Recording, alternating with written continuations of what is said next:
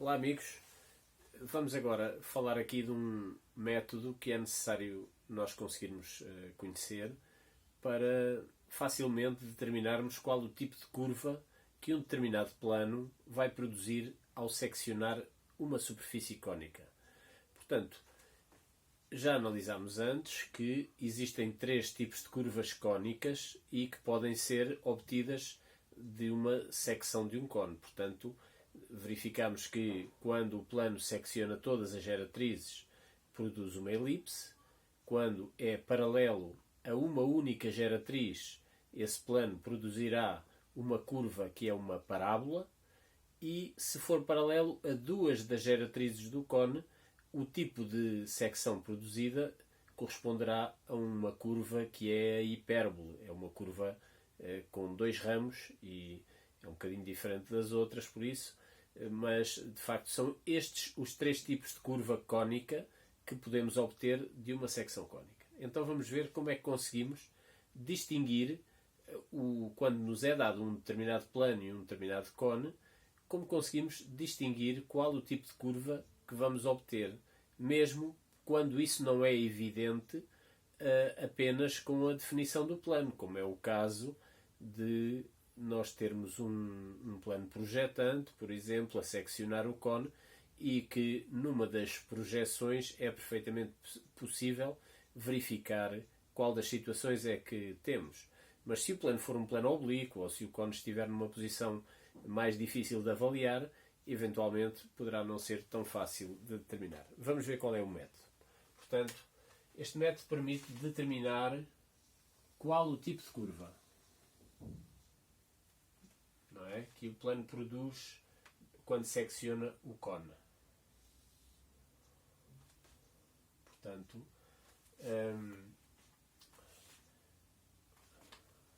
tem que nos ser dado um plano, tem que nos ser dado um cone, não é? E nós depois vamos então determinar qual o tipo de curva que resulta dessa secção. O processo é simples, vamos ver primeiro por itens o que é que precisamos de fazer. Ponto 1.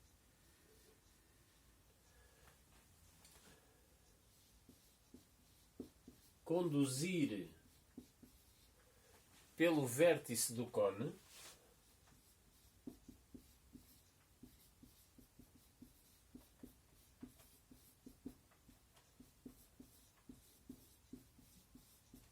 um plano paralelo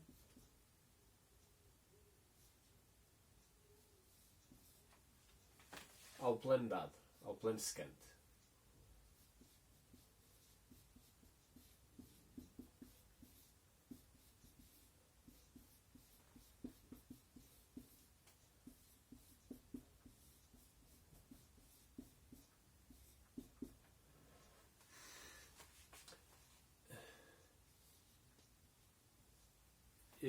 No ponto 2, analisar a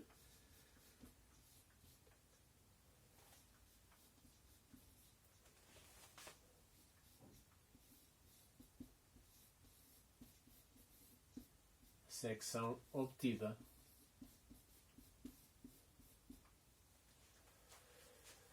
E agora, esta secção obtida poderá ter várias hipóteses. Poderá acontecer que apenas o vértice pertence àquele plano. Portanto, a secção é apenas um ponto.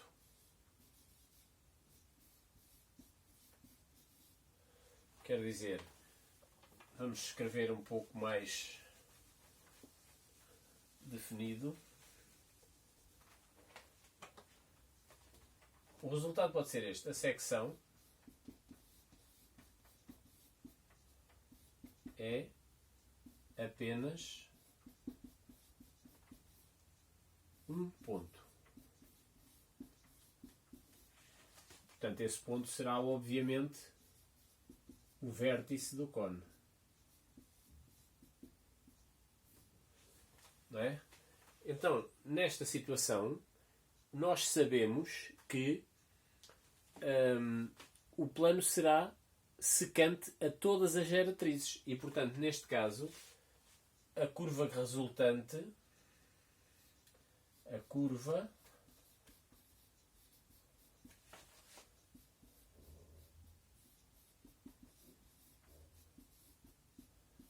é uma elipse.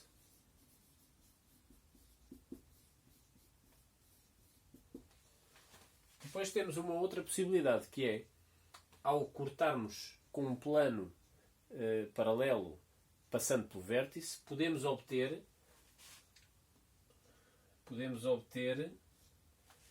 portanto, a secção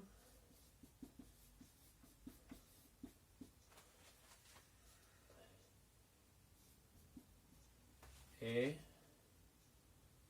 apenas uma das geratrizes.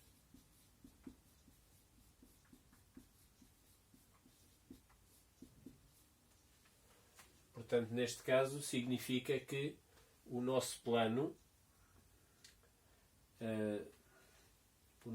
será paralelo apenas a uma geratriz, não é? Portanto, se a secção é apenas uma das geratrizes, quer dizer que o plano que eu fiz passar pelo vértice é tangente à superfície do cone. Portanto, neste caso, a curva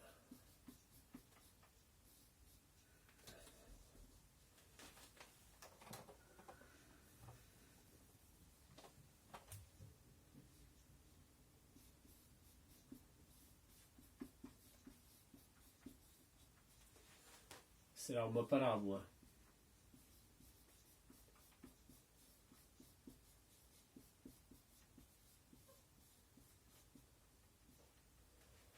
Portanto, neste caso, se a secção que eu obtenho com um plano paralelo ao plano secante a passar no vértice for apenas uma das geratrizes, eu sei que o meu plano secante é paralelo apenas a uma geratriz do cone e, portanto, a secção obtida será uma parábola. Finalmente, se a secção obtida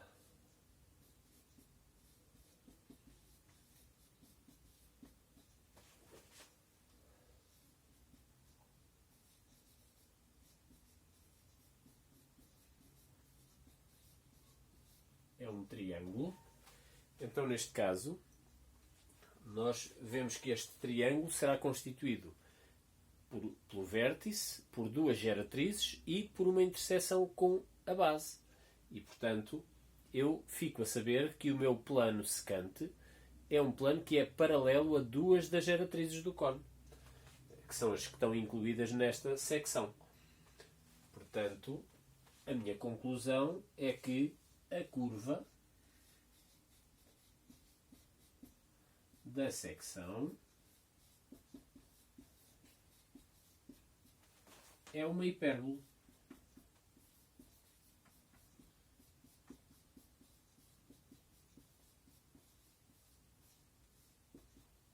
É uma hipérbole.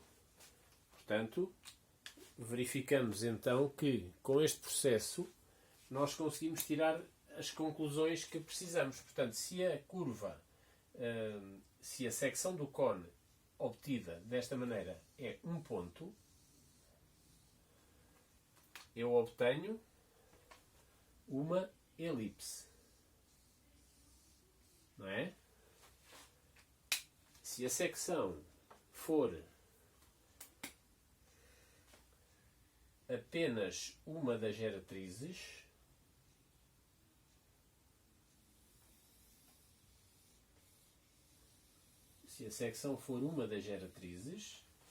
então eu sei que o meu plano vai produzir uma parábola.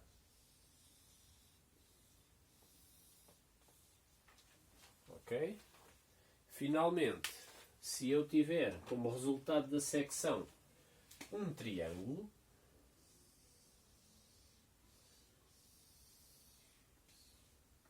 eu sei que a minha curva é uma hipérbole. Porque isso me diz que o plano secante original é um plano paralelo a duas geratrizes do cone. E, portanto, é este o processo que nós utilizamos para fazer esta demonstração. Vamos ver agora na prática como é que isto pode funcionar. Portanto, vamos colocar aqui rapidamente uma situação que nos permita experimentar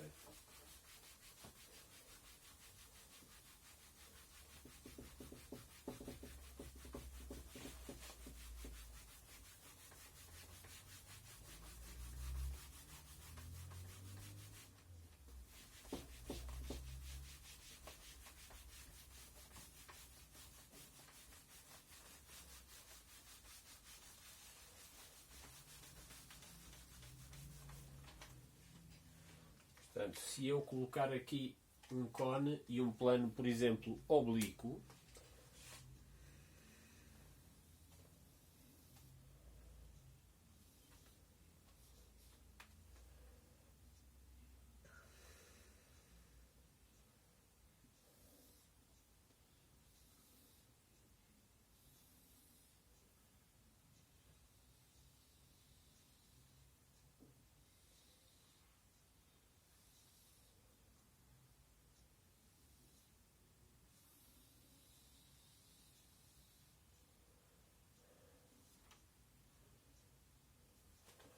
portanto, eu tenho aqui um cone representado, temos aqui o vértice, não é?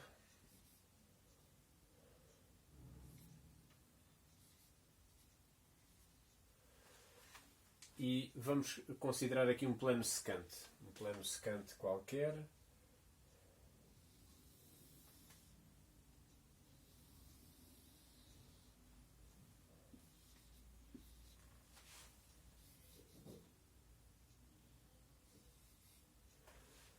Portanto, eu tenho um plano alfa e tenho um cone.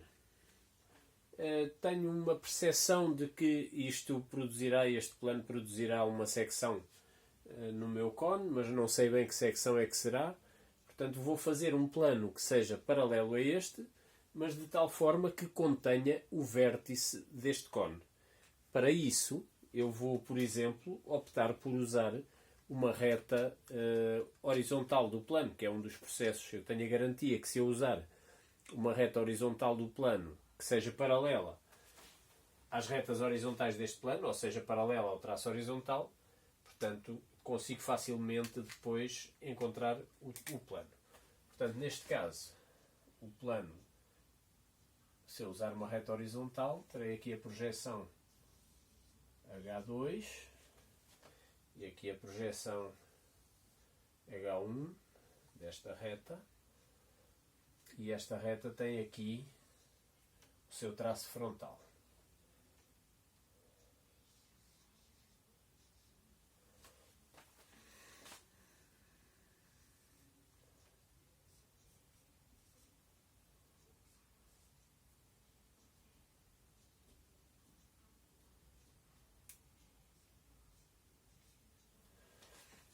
Portanto, tenho aqui o traço frontal da minha reta. Então eu sei agora que se quiser um plano paralelo a este, basta-me que eu consiga fazer passar aqui um traço por F2, um traço paralelo a F de alfa, não é? E então eu sei que este plano, que eu vou chamar o plano ômega, este plano que tem este traço, não é? Vai conter o meu vértice. Vai conter o vértice porque passa ali, naquele pontinho, e contém esta reta que é paralela ao traço horizontal. E eu agora garantia o paralelismo fazendo o traço frontal do novo plano paralelo ao traço frontal do plano dado. A mesma coisa acontece com o plano horizontal, com o traço horizontal do plano, aliás. Ou seja,